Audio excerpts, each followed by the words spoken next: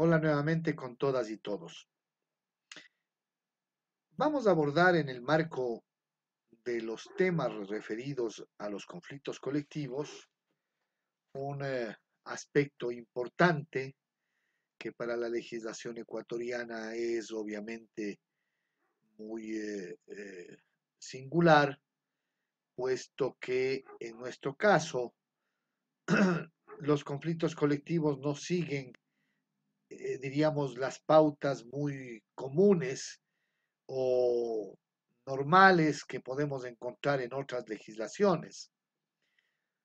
Los problemas que se ventilan en materia individual, sin duda alguna, es conocido por todos en los estados, se tratan por la vía de la intervención jurisdiccional común con jueces especiales o especializados como los jueces del trabajo, pero en materia colectiva los países tienen regulaciones que vuelven a esta posibilidad en una, diríamos que dependiendo de las circunstancias o de los aspectos que deban abordarse, unas veces permiten que sean órganos administrativos y otras órganos de naturaleza jurisdiccional los que resuelvan estos aspectos. En el Ecuador, los conflictos colectivos de trabajo tienen un tratamiento singular que en algún sentido lo tenemos diferenciado de las legislaciones, digo, de los otros países, y por eso mismo hay que ponerle la atención necesaria en su conceptualización y apreciación. La primera cuestión que probablemente conviene para estos efectos dilucidar es qué entendemos por jurisdicción. Todos sabemos que la jurisdicción alude a esa potestad pública que nace de la ley y que se otorga a los jueces para administrar justicia en aquellos casos que son sometidos a su diligencia. De tal manera que lo que queda claro es que la jurisdicción, además de ser una potestad pública de carácter resolutorio, dirimente, es una potestad que la ejercen los jueces. Básicamente hablamos de esta función jurisdiccional cuando estamos ante atribuciones de naturaleza judicial que efectivamente permiten que los conflictos sometidos a ellos se resuelvan en los términos que se entiende la ley determina.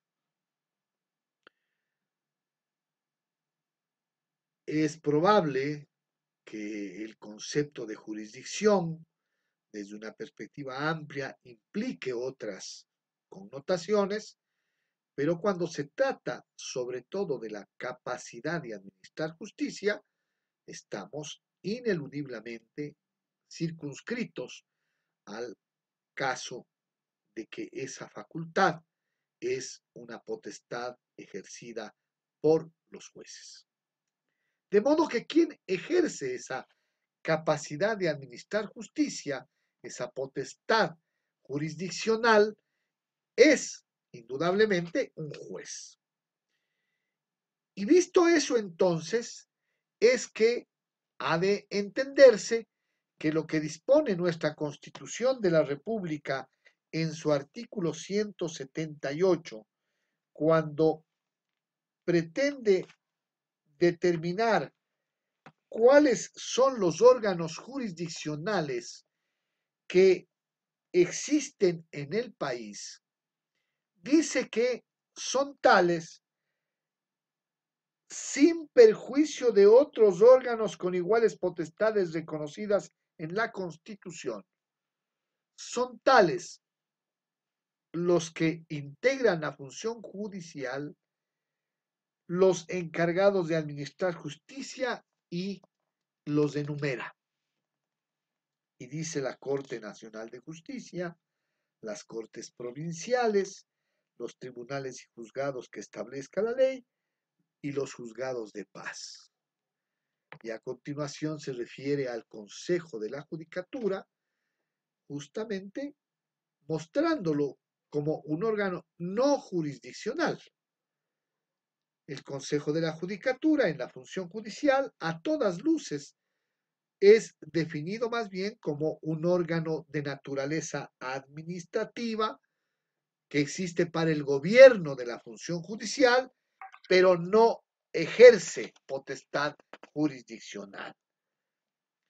Y vuelvo a insistir, el artículo 178, entonces, cuando se refiere a la función judicial, dice que son órganos jurisdiccionales los que hemos mencionado, pero también señala que esos son los de la función judicial sin perjuicio de otros que existan.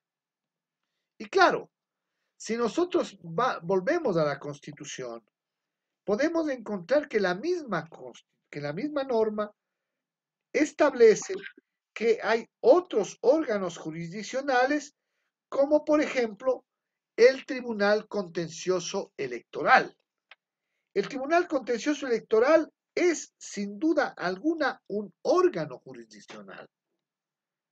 Cito esto básicamente para dar evidencia de que no son órganos jurisdiccionales solo los que pertenecen a la función judicial. Este es un equívoco terrible. Este es un equívoco propio de la ignorancia de la norma y del orden jurídico constitucional.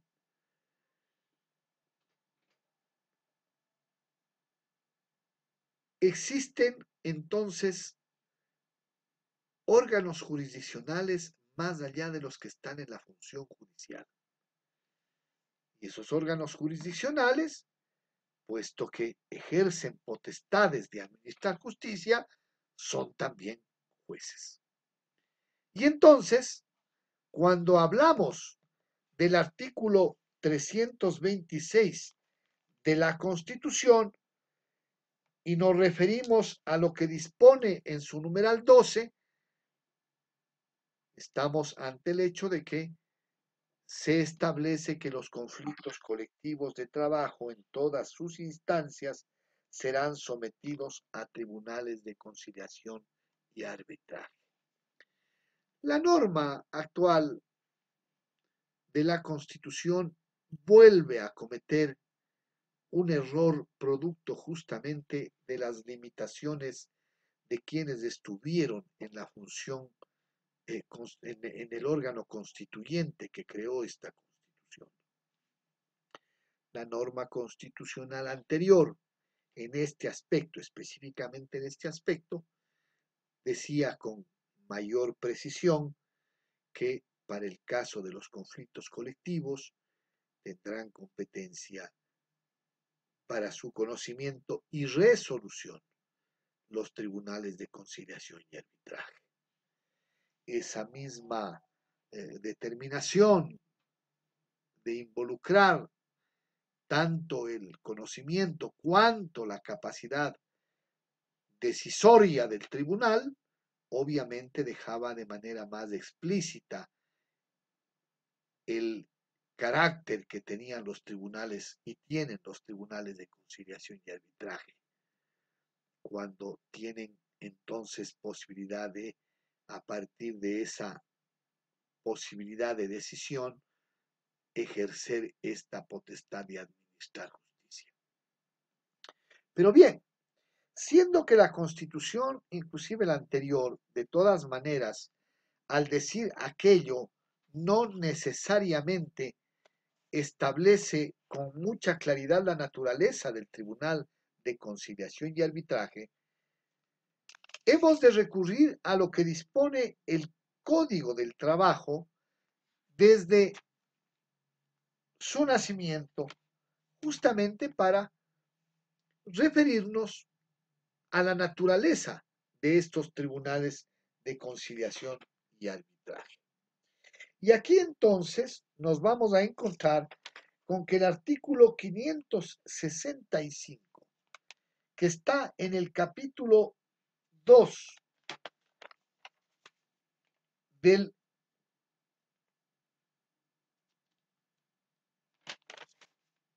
título sexto sobre organización, competencia y procedimiento, ¿sí? Y que refiere a la administración de justicia, de manera inequívoca dice lo siguiente: para la administración de justicia, para la administración de justicia, funcionarán juzgados del trabajo.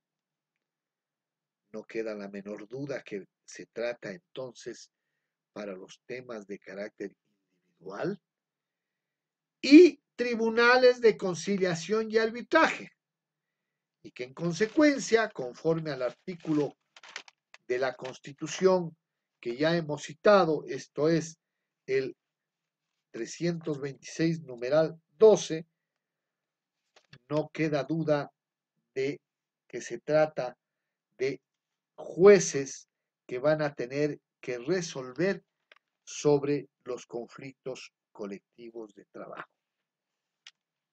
Abundemos un poco más en un elemento adicional para efectos de llegar a la conclusión que quiero poner al momento de concluir esta parte de la exposición. Dice, cuando se trata de la organización, competencia y procedimiento, el Código del Trabajo, en su capítulo 1, que los organismos y las autoridades que funcionan en el ámbito laboral son el Ministerio del Trabajo, las direcciones regionales, la dirección y subdirección de mediación laboral, los juzgados del trabajo y los tribunales de segunda instancia, el Tribunal de Casación y los tribunales de conciliación y arbitraje, la dirección y subdirecciones de empleo y recursos humanos y los demás organismos previstos en este código y los que posteriormente se establecieren. De manera que en el artículo 538, como ustedes podrán ver, se establecen todos los órganos, tanto administrativos como jurisdiccionales, que tienen competencia para resolver los problemas en materia laboral. Y obviamente, a renglón seguido, el parágrafo segundo de este mismo capítulo primero se encarga de hablar de los organismos administrativos. Y claro, allí se refieren al Ministerio del Trabajo, a las dependencias del Ministerio, a las direcciones regionales, a las inspecciones del trabajo y a otros órganos o direcciones que, como la de seguridad e higiene del trabajo, la de mediación laboral, la de empleo y recursos humanos, han de existir como parte administrativa o de los órganos administrativos del Ministerio del Trabajo. Todo eso lo trata en el capítulo primero. Por alguna razón será que separa aquello del capítulo que a continuación viene, que es el 2, y que expresamente lo titula como de la administración de justicia. A la lógica más elemental le queda claro que en la primera parte de este código, en este título, se trata sobre todo de los órganos administrativos en materia laboral, en el capítulo primero de este título sexto, y en el capítulo 2 está entonces lo que atañe a la administración de justicia. Y allí expresamente se refiere a dos órganos y no más: los juzgados y los tribunales de conciliación y arbitraje. De modo que, si alguna duda quedaría de la naturaleza de los tribunales de conciliación y arbitraje, podemos entonces apreciar que de una parte la propia organización y distribución de las normas en el Código del Trabajo, que a todas luces nos hablan primero de los órganos administrativos y después de los órganos jurisdiccionales. Si eso adicionalmente, en el marco de la Constitución, también implica un reconocimiento de que en materia jurisdiccional no solo están los órganos jurisdiccionales que pertenecen a la función judicial, sino que hay otros que pueden ser creados mediante la propia disposición constitucional o por virtud de disposición legal, como sobre todo ocurre ya en cuanto a la naturaleza concreta con los tribunales de conciliación y arbitraje, a pesar de que su origen también es constitucional, me refiero a que la naturaleza queda perfectamente definitiva o delimitada en la norma secundaria. Y digo justamente porque, en tercer lugar, la norma del Código del Trabajo dice con toda claridad y sin ninguna posibilidad de duda que para la administración de justicia es que existen los tribunales de conciliación y arbitraje.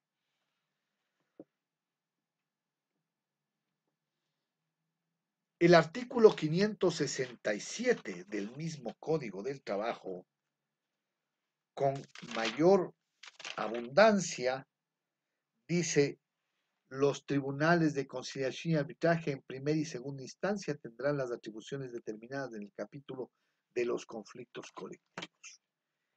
Es decir, que en concordancia con la Constitución, los tribunales, como jueces que administran justicia, tienen específica y especial dedicatoria para los conflictos colectivos. He querido ser un poco reiterado, abundante, insistente en esto, sobre todo porque en este país hay necesidad, sobre todo, de dejarles en claro a ciertos abogados de las cámaras de la producción que su argumento de que los tribunales de conciliación y arbitraje son órganos administrativos resulta ser completamente inapropiado. Porque de lo que acabamos de ver, lo que define la naturaleza de los tribunales de conciliación y arbitraje por normas expresas no es quién integra, sino qué ejerce. La naturaleza de las cosas no está determinada por la camisa que llevas. Dicen que el hábito no hace al monje. Los elementos de la naturaleza jurídica en materia del derecho no pueden ser adjudicados a los aspectos externos de ciertos ámbitos o instituciones. Normalmente, la naturaleza jurídica de los aspectos del derecho o de las instituciones, órganos o demás ámbitos jurídicos se definen evidentemente por lo que internamente implican en cuanto a la naturaleza de las potestades, de los derechos, de las obligaciones que ellos involucran. Cuando estamos ante la presencia de un órgano que ejerce potestades públicas, no podemos pretender que estamos ante un órgano del derecho privado, de ninguna manera. Cuando estamos ante el ejercicio de la voluntad individual de los sujetos y las posibilidades de administración de sus derechos subjetivos, no podemos pretender que eso cae en el ámbito del derecho público, de ningún modo. Pero no es el sujeto lo que define si es que el tema es público o privado, porque puede resultar que Pedro Piguave es en un caso el mismo que en el otro, pero siendo Pedro Piguave órgano que ejerce atribución pública, no está ejerciendo nada que corresponda al ámbito del derecho público, perdón, privado. Y cuando vende su carro, por más que siga siendo funcionario del Estado o ministro de Estado, no por el hecho de que es ministro de Estado puede ese acto ser considerado parte del derecho público. Digo, no son las externalidades, los elementos externos de la realidad jurídica los que definen, sino justamente su naturaleza está determinada por los derechos, las obligaciones, el ámbito de ejercicio de las posibilidades de la relación jurídica, los que definen su naturaleza. En el caso de los tribunales de conciliación y arbitraje, si es que habrían sido administrados o integrados por personas sin la presencia de nadie del sector público, no por eso se convierten en organismos de derecho privado, como tampoco por el hecho de que los integre un funcionario del Ministerio del Trabajo los convierte en órganos administrativos. Los tribunales de conciliación y arbitraje no son órganos dependientes, no son dependencias, no son oficinas, no son órganos que de ninguna manera están en el ámbito del organigrama o de la estructura o de las funciones que tiene el Ministerio del Trabajo. Así dicho esto, entonces, estamos ante la jurisdicción laboral colectiva, o para decirlo de otro modo, ante las judicaturas que resuelven conflictos colectivos. Y para ser judicaturas no necesitan ser parte de la función judicial, como no lo es el Tribunal Contencioso Electoral, para poner tan solo un ejemplo. Así entonces, esta judicatura especial que se crea para resolver conflictos colectivos por mandato constitucional ahora, antes solamente por disposición de nuestro Código del Trabajo, pero ahora por mandato constitucional, es una jurisdicción que tiene varias características. Antes teníamos en nuestro viejo Código de Procedimiento Civil la posibilidad de hablar de la jurisdicción privativa o especial. Ahora todo eso también se ha ido aboliendo de nuestras normas positivas, pero hemos de entender por jurisdicción especial no a la existencia de tribunales especiales, como prohíbe la Constitución, sino en este caso como estos órganos especializados en cierta materia. A eso nos referimos con esta característica de jurisdicción especial o especializada. La jurisdicción especial que implica la existencia de los tribunales de conciliación y arbitraje no solamente está dada por el hecho de que corresponden al ámbito laboral y no al ámbito común, no al ámbito de otras esferas de las relaciones jurídicas, sino al hecho de que dentro del mismo ámbito laboral corresponde a una clase específica de conflictos, que son los conflictos colectivos de trabajo. Y adicionalmente, decimos que es también una jurisdicción excluyente. Porque a diferencia de lo que pasa con las decisiones que adoptan, por ejemplo, los jueces del trabajo en el ámbito de la jurisdicción ordinaria, obviamente sus decisiones pueden ser materias de impugnación, de recursos de apelación ante los superiores, ante la Corte Provincial de la Función Judicial, que es la que puede evidentemente acoger la impugnación y revisar la sentencia del inferior.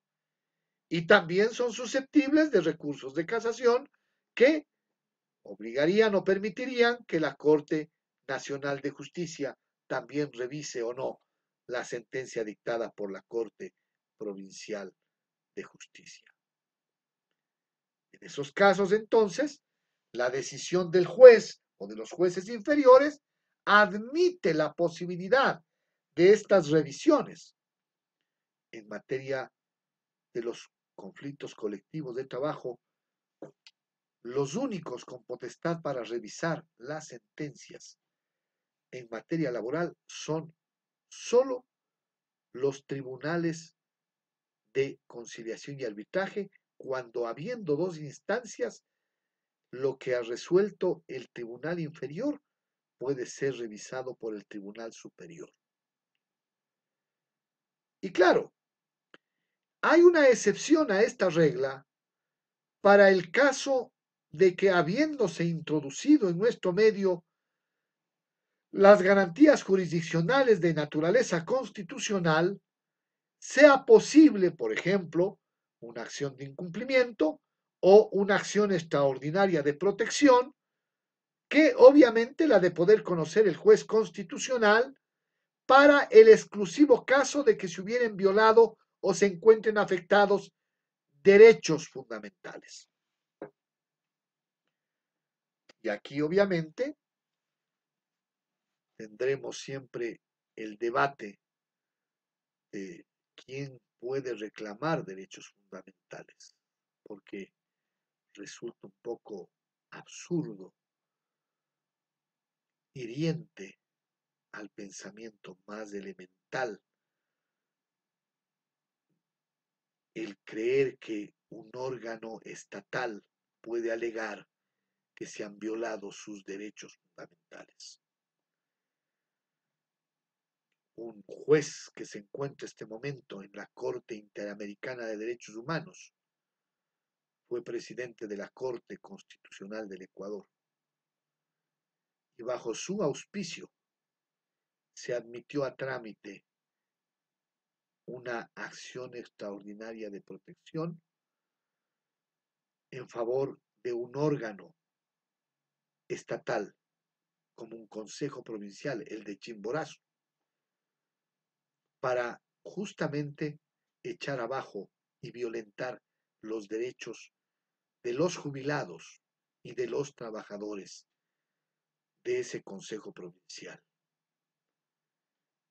¿Cómo puede ser posible admitir que una acción extraordinaria de protección prevista para precautelar los derechos del ser humano bajo el principio de dignidad, bajo el principio pro homine, consienta en que pueda ser alegado a su favor por un órgano estatal que por lo general es más bien el acusado de violentar el derecho del ser humano? Si para algo existen las garantías jurisdiccionales, es para defender la dignidad humana contra el abuso del Estado. Pero en el país, en este país, lamentablemente, esto ha sucedido, y lo comento a ustedes, estimados estudiantes, para que en su debido momento también tengan juicio crítico sobre la historia jurisdiccional de nuestra sociedad.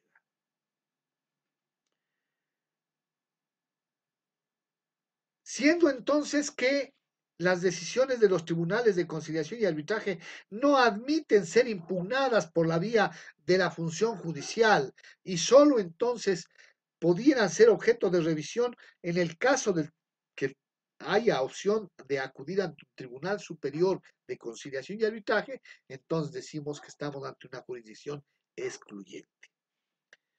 Y esta jurisdicción es una jurisdicción pluripersonal, porque evidentemente estamos ante tribunales que los integran, por lo menos en su condición de principales, 5 miembros. Quien preside, 2 vocales designados por una de las partes en conflicto y 2 por las otras 2 partes, por la otra parte en conflicto, con sus respectivos suplentes. Los principales entonces son 5. Los que van a resolver son 5. Y claro, siempre y cuando estén todos presentes. Se requiere que normalmente estén por lo menos 3 y siempre de esos 3, uno necesariamente debe ser el presidente del tribunal, porque si no el tribunal no puede reunirse. Eso es lo que le da a este tribunal el carácter, o a esta jurisdicción el carácter de pluripersonal. No son jueces unipersonales, sino pluripersonales.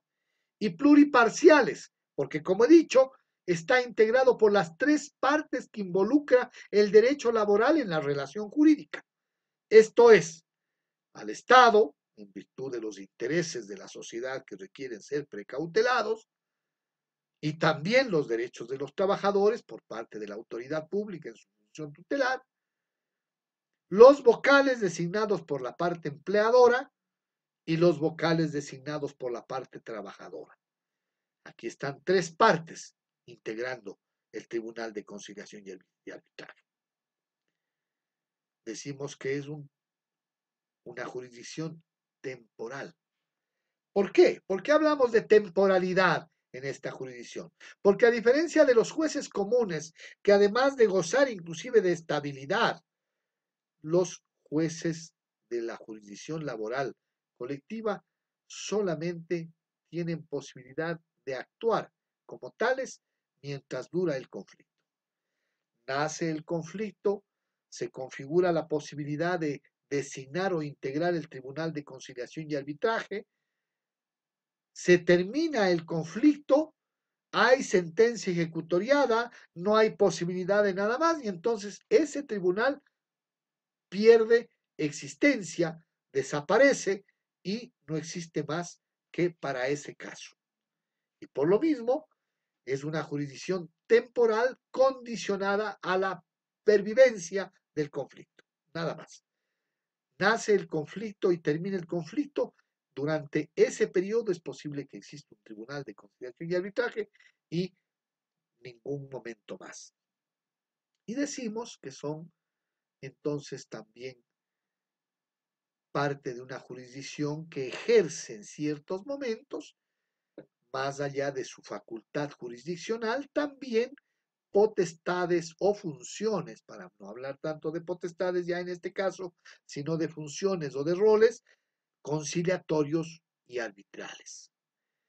Obviamente es conciliatoria porque la primera fase de todos los conflictos en su trámite en nuestro medio siempre es una fase o son fases que están siempre orientadas a buscar que las partes, en lugar de agudizar el conflicto o de mantenerlo, lo arreglen prontamente. Para eso es que se le dota al Tribunal de Conciliación y Arbitraje de potestades conciliatorias que se expresan justamente en lo que veremos más adelante cuando hablemos del trámite ya de concreto de los conflictos colectivos, digo, de las bases de conciliación que obviamente tiene que emitir y sugerir a las partes el Tribunal de Conciliación y Arbitraje. El propósito de esa función conciliatoria, he dicho, es procurar que las partes, en lugar de continuar ahondando o manteniendo el conflicto, lo arreglen prontamente. Y finalmente, claro, si no es posible que ese conflicto se resuelva, entonces han de hacer uso de esta potestad arbitral. ¿Y por qué estos jueces además tienen esta condición arbitral, lo cual los libera un poco de las rigurosidades que probablemente tiene un juez común? Porque estamos ante el hecho de que muchas de las cuestiones que tienen que resolver no son cuestiones de derecho, sino son cuestiones de hecho. Y aún los árbitros en derecho, siendo que tienen alguna posibilidad menos estricta que el juez común, han de sujetarse a la ley. Pero el árbitro en derecho tiene que de alguna manera someterse a las condiciones o determinaciones del orden jurídico. En el caso del amigable componedor, del árbitro que no está allí para resolver problemas jurídicos, sino problemas de la técnica, de la ciencia o de aspectos que son materia que van más allá de lo que atañe al estricto sentido de la norma y que tiene que ver más bien con intereses de las partes. Este juez, como amigable componedor he dicho, va a tener que también entonces usar esas potestades para al momento de resolver, inclusive ir más allá de lo que la norma jurídica determina. En algunos casos se podrá inclusive crear derechos, admitir que los trabajadores o los empleadores se sujeten a determinadas obligaciones que antes no fueron queridas ni aceptadas por el acuerdo de las partes, pero el tribunal las considera justas, apropiadas, aunque no haya norma que las ampare inicialmente. De tal manera que entonces estamos ante esta condición arbitral.